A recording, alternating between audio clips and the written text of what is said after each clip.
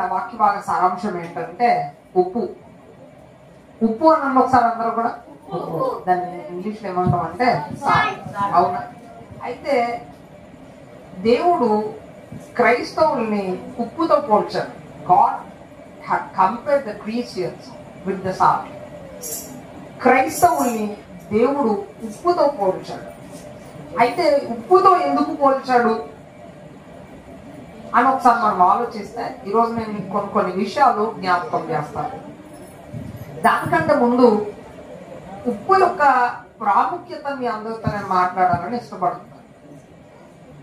రోమా చక్రవర్తులు పరిపాలించే కాలంలో ఉప్పు అనేది చాలా విలువైనది. ఈ రోజుల్లో అయితే ఉప్పు మనకు అది విలువ అవునా, ఎందుకంటే మనకు చాలా తక్కువ రేట్లో ఉప్పు దొరుకుతుంది కాబట్టి మనం అంత ప్రీషియస్ గా అంత విలువైన దానికే దాన్ని మనము యాక్సెప్ట్ చేయం. కానీ రోమా చక్రవర్తులు పరిపాలించే దినాల్లో ఉప్పుకి ఒక ప్రత్యేకమైన స్థానం ఉండేది.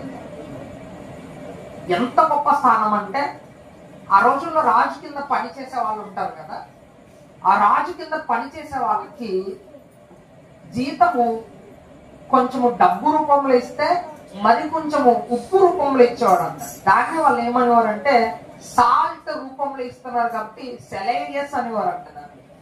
అంటే ఉప్పుని అంటే నువ్వు పని చేస్తున్నావు కదా, నీకు ఒక 2 కేజీలు ఉప్పు, ఒక 5,000 జీతం.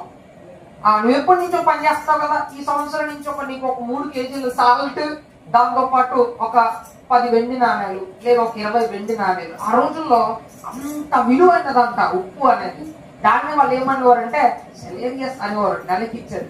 ఆ పదము నుంచే ఏం పదం వచ్చిందో తెలుసా, శాలరీ అనే పదము దాని నుంచే వచ్చిందని చెప్పి ఇప్పటికీ కూడా హిస్టరీ చెప్తూ ఉంటది. అంటే ఉప్పు అంత విలువైనది అనమాట.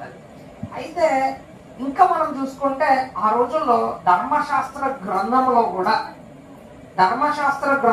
కూడా మనం అర్పించే బలితో పాటు ఖచ్చితంగా దేనిని అర్పించమని చెప్తాడో తెలుసా దేవుడు, ఉప్పును అర్పించండి అని చెప్తాడు దేవుడు. ధర్మశాస్త్ర గ్రంథంలో మనం అర్పించే అర్పణతో పాటు ఖచ్చితంగా ఉప్పుతో పాటు దానిని అర్పించండి అని చెప్తాడు దేవుడు. అంత విలువైనది అన్నమాట ఉప్పు. అందుకనే దేవుడు క్రైస్తవులను దేనితో పోల్చాడో తెలుసా, ఉప్పుతో పోల్చాడు. అందుకే ఇక్కడ ఏమంటాడో తెలుసా, మీరు లోకమునకు ఉప్పై ఉన్నారు. You are the salt of the world.